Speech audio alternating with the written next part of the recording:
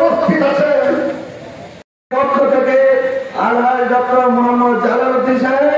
সারা বাংলাদেশে যেভাবে বিএনপিকে বিভিন্নভাবে চাঁদাবাজ রূপে আখ্যায়িত করতে যাচ্ছে, এটা লোকাল এবং আন্তর্জাতিক একটা চক্রান্ত। মনে রাখবেন, যারা এই সন্ত্রাসী করে, চাঁদাবাজি করে, দখলদারিত্ব করে এবং মাদক নিয়ে ব্যবসা করেন, মাদক ব্যবহার করবেন, এদেরকে ছাড় দেবেন না, এদেরকে হাতে হাতে ধরে আইনের হাতে সোপর্দ করবেন।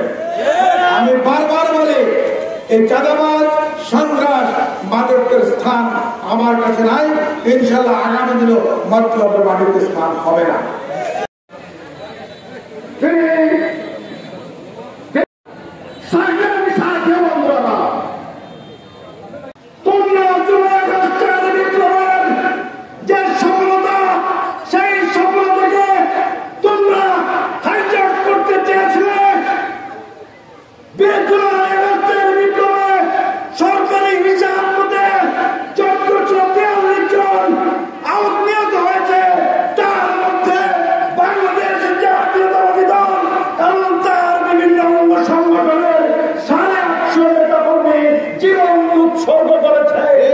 সুতরাং বেশি পারবে না।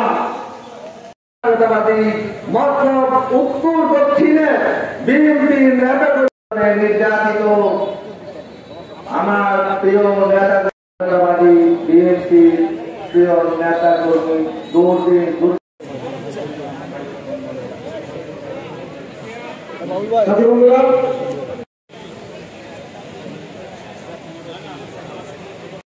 সর্বশেষ প্রধানমন্ত্রী যিনি, ওনার বক্তব্য শুনে গেলে মনে হয় ওই বসেন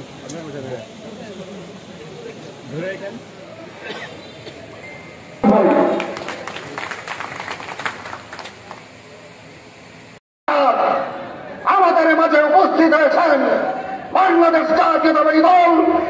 এই আজকের এই সভার, আজকের এই অনুষ্ঠানের মূল লক্ষ্য হলো আমরা সদস্যকে সংগ্রহ করা। এই লক্ষ্যে বলতে চাচ্ছি, অ্যাকচুয়ালি সদস্যরা হলো দলের শক্তি। আমেরিকাতে নির্বাচনের আগে একটা নির্বাচন হয়, হ্যাঁ, সেই নির্বাচনের মতোই এটা একটা নির্বাচন বলবো। যারা সদস্য হন বিএনপির, এই সদস্য সংখ্যার মাধ্যমে বোঝা যাবে বিএনপি কতটুকু শক্তিশালী।